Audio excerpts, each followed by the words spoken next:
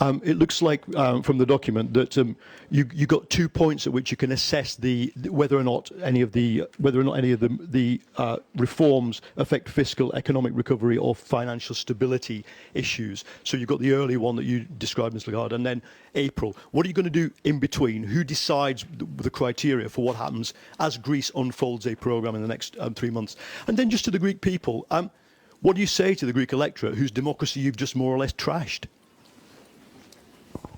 To address the first issue, which is not a very objective and open question, but let me address it anyway.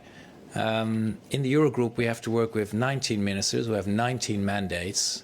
And if one country calls on the support of other countries, then we have to reach a joint decision. And any program for support or agreement or whatever you want to call it will always be about money and about conditions. And so there has to be agreement. It cannot be one-sided, one country to say, can I have the support, but formulate my own conditions. I think that's a normal way to work together. And that's what we're going to do. That's what we started today.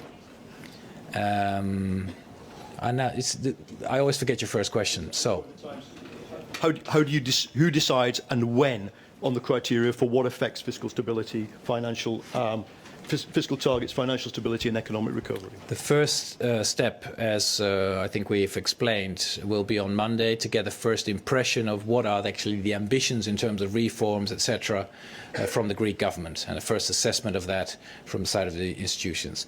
Then, of course, we must seriously get into the details. There is flexibility in the program. The Greek government will propose to do different measures to deal with the social issues which are high priority to them.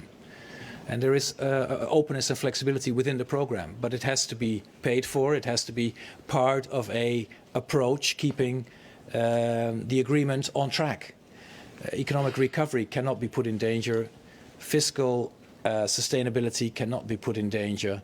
And financial sector stability cannot be put in danger. So we will work with great urgency to change, given the flexibility, the agreements.